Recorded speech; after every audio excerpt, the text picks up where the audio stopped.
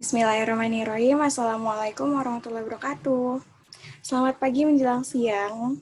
Bertemu kembali bersama Ibu pada minggu ini. Nah, sebelum kita memulai pembelajaran, silahkan berdoa menurut kepercayaan masing-masing. Ya, kemudian jangan lupa untuk mengisi absensi atau presensi yang sudah Ibu berikan di Google Classroom.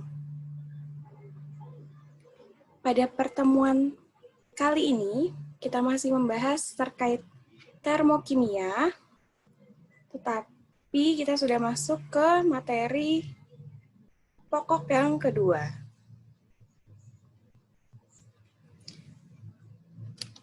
Oke, jadi subtopik yang akan kita bahas pada pertemuan kali ini adalah perubahan entalpi.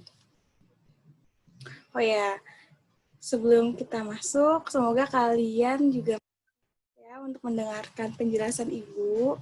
Kalau ada yang masih kurang jelas, boleh nanti ditanyakan di grup WA. Perubahan entalpi. Tujuan pembelajaran ada 3. Yang pertama, menjelaskan pengertian perubahan entalpi dengan benar. Yang kedua, mengidentifikasi macam-macam perubahan entalpi standar dengan benar. Dan yang terakhir, atau yang ketiga, menentukan persamaan termokimia dengan tepat. Entalpi. Nah, entalpi ini sudah sempat kita singgung pada pertemuan sebelumnya. Sebenarnya apa sih entalpi itu? Entalpi merupakan suatu kalor yang dibutuhkan atau dilepaskan dalam reaksi kimia pada tekanan tetap. Sedangkan perubahan entalpi atau delta H merupakan selisih antara entalpi produk dan entalpi reaktan.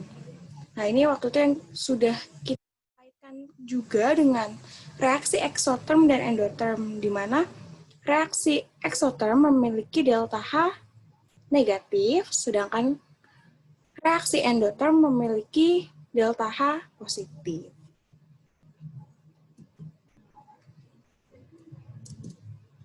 Reaksi termokimia. Oke, kalau sebelumnya nih, kalian sudah pernah belajar mengenai reaksi kimia. Kita perhatikan ya reaksi berikut. Jadi apa sih Bu perbedaan antara reaksi kimia dan reaksi termokimia? Perbedaannya adalah pada reaksi termokimia disertakan pula kalor yang mengikuti reaksi tersebut. Misalnya pada reaksi setengah N2 ditambah 2H2 ditambah setengah Cl2 menghasilkan NH4Cl dengan delta H min 314,4 Joule per mol. Cara bacanya gimana nih, Bu? Cara bacanya, reaksi antara setengah mol gas N2, 2 mol gas H2, dan setengah mol gas Cl2 menghasilkan 1 mol solid NH4Cl dengan melepas kalor sebesar 314,4 kJ per mol. Kok melepas kalor, Bu? Tahu dari mana melepas kalor? Nah, diingat kembali. Delta H yang negatif itu apa? Termasuk reaksi eksoterm atau endoterm? Reaksi eksoterm. Nah, reaksi eksoterm, dia melepas kalor. Jadi, saat membacanya tidak perlu disebutkan minus 314. Kalau sudah disebutkan melepas kalor. Nanti, jika delta H-nya positif, berarti dengan membutuhkan kalor sebesar sekian, seperti itu. Kemudian ada jenis-jenis perubahan entalpi. Sebenarnya jenis-jenis perubahan entalpi ini di penyebutannya ya, sesuai dengan reaksi yang terjadi. Contohnya ya, Yang pertama nih, ada perubahan entalpi pembentukan standar atau delta H. F itu apa, Bu? F itu form. Form itu kan pembentukan ya. Jadi, perubahan entalpi pembentukan standar merupakan perubahan entalpi pada pembentukan 1 mol suatu senyawa dari unsur-unsurnya yang paling stabil pada keadaan standar. Contohnya, jadi pasti kalau pembentukan itu ada unsur ditambah unsur menghasilkan suatu senyawa. Nah, di sini disebutkan pada keadaan standar. Keadaan standar itu apa sih, Bu? Keadaan standar merupakan keadaan ketika derajat Celciusnya 25 atau 298 Kelvin dan 1 atm.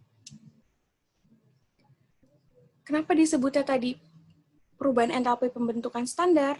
Karena reaksi ini termasuk reaksi pembentukan. Nah, yang kedua, perubahan entalpi penguraian standar. Kenapa disebutnya penguraian? Karena reaksi yang digunakan merupakan reaksi penguraian. Kalau reaksi penguraian itu ada suatu senyawa menjadi unsur-unsurnya. Di sini ada D. D itu apa, Bu? Disosiasi. Kemudian yang ketiga, ada perubahan entalpi pembakaran standar atau delta Hc. Perubahan entalpi yang terjadi pada pembakaran 1 mol suatu zat secara sempurna. Di sini yang dibakar apa nih, Bu? CH3. Maaf, ini ada typo ya, seharusnya C3H8, yaitu propana.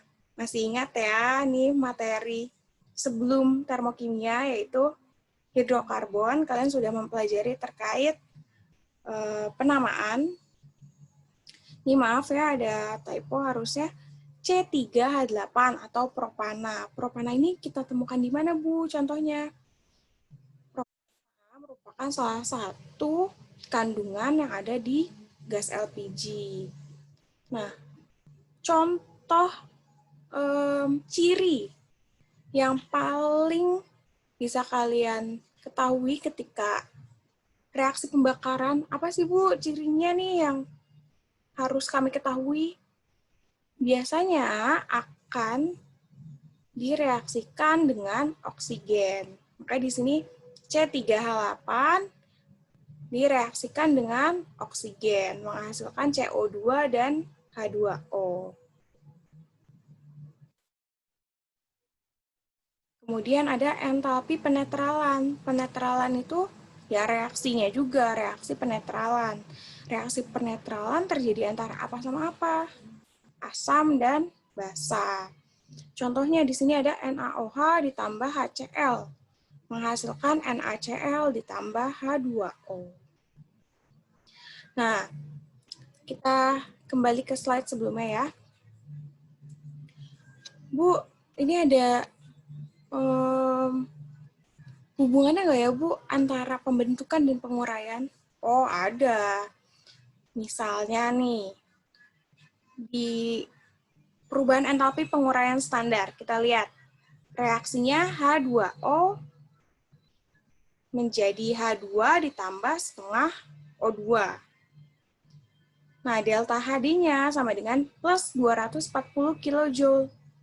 Ini kan penguraian, reaksi penguraian. Bu, kalau pembentukannya reaksinya berapa ya? Oh, kalau reaksinya karena kebalikannya, delta HF-nya tinggal kalian ubah tandanya. Yang semula plus 240 kJ menjadi delta HF sama dengan minus 240 kJ. Jadi nanti reaksi pembentukannya setengah O2 ditambah H2 menghasilkan H2O dengan entalpi, perubahan entalpinya sebesar minus 240 kJ atau melepaskan 240 kilojoule.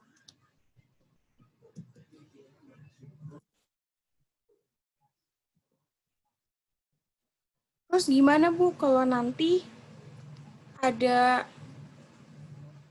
reaksi misalnya 2C3H8 ditambah 10 O2 menghasilkan 6 CO2 ditambah 8 H2O. Itu bagaimana ya Bu?